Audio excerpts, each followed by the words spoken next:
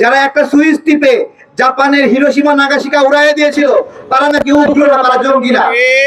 আর আমরা একটু জোরে কথা বললে আমরা উগ্র হয়ে যাই, জঙ্গি হয়ে যাই। আমার কথা হলো যে প্রিয় ভাইয়েরা, কথা থামাবেন না, কথা জোরেই বলবেন। আমাদের কথা বলে কখনো উগ্রতা না। আমরা আমাদের মুসলিম দেশগুলোকে দৃষ্টি আকর্ষণ করছি, যদি কখনো আমাদের বক্তব্য গুরুত্বপূর্ণ মনে করেন। ভাইয়েরা, সারা বিশ্বের অর্থনীতি চলে মধ্যপ্রাচ্যের অর্থনীতি দিয়ে।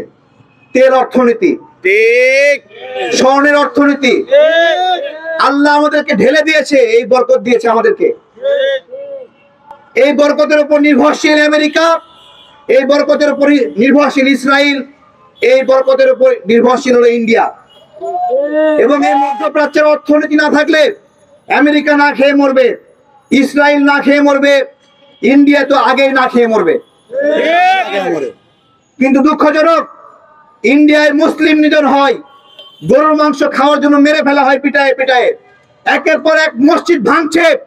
কিন্তু আমাদের মধ্যপ্রাচ্যের শক্তিশালী তেল অর্থনীতির রাজপুত্রগুলো কোনো কথা বলে না।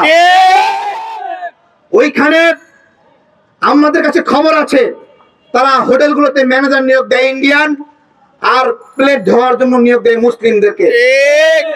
এটা হলো মধ্যপ্রাচ্যের কথা বলছি। আপনারা কেমন মুসলিম জিজ্ঞাসা করছি। যেদিন একটা মুসলিম ভাঙছে, যেদিন একটা মসজিদ ভাঙছে, যেদিন ওই বাবরি মসজিদ ভাঙলো, সেদিন সৌদি আরব থেকে কেন সমস্ত ইন্ডিয়ানকে বের করা হলো না? বলেন কেন দুবাই থেকে বের করা হলো না? বলেন কেন বের করা হলো না? আমরা জিজ্ঞাসা করছি এগুলো। একের পর এক মুসলিমদেরকে গরুর মাংস খাওয়ার জন্য পিটিয়ে হত্যা করছে। কেন কুয়েত, কাতার, ওমান থেকে ইন্ডিয়ানদেরকে বের করে দেওয়া হয় না? জিজ্ঞাসা করছি। আপনার বের করতে হবে না, শুধু একটা ঘোষণা দেন যে আমরা ব্যবস্থা নেব, দেখবেন পরের দিন ইন্ডিয়ানরা ঠিক হয়ে গেছে। মধ্যপ্রাচ্যের যত বড় বড় ব্যবসা প্রতিষ্ঠান আছে, ইসরায়েলরা এখানে এসে ব্যবসা করে, আমেরিকারা এসে ব্যবসা করে। একদিন ঘোষণা দেন সমস্ত বিদেশি ব্যবসায়ীকে বের করে দেবো এখান থেকে, পরের দিন ফিলিস্তিনি নিপীড়ন বন্ধ হয়ে যাবে ভাইয়েরা। কিন্তু এগুলো হয় না। কেন হয় না সেটাও আমরা জানি। রাজপরিবারগুলো ক্ষমতা দখল করে আছে আমেরিকার আশীর্বাদে, ইসরায়েলের আশীর্বাদে। ওইখানে আমেরিকা ইসরায়েলও বলে আমাদের সুযোগ দাও, তোমরা রাজতন্ত্র করো, সমস্যা নাই, কোনো সমস্যা নাই। আজকে ওদের রাজ পরিবারের স্বার্থে মুসলিম উম্মাকে কোরবানি দিচ্ছে। তাহলে কি আমাদের বলার সময় এসেছে যে সৌদি আরবকে আমরা লিডার মানব না?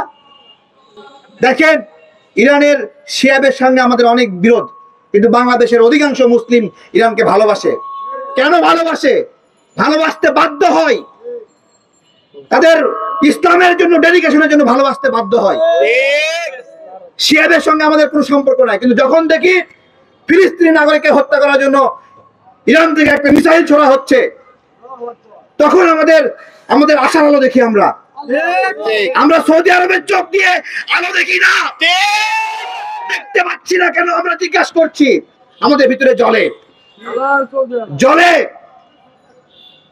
পুরা মুসলিম উম্মার কেন্দ্রবিন্দু মক্কা মদিনা। আমরা চাই সেখান থেকে আদেশ আসবে, সেখান থেকে হুকুমত আসবে, সেখান থেকে শাসন আসবে। কিন্তু সেখান থেকে হুকুম আসে না, সেখান থেকে দালালি আসে।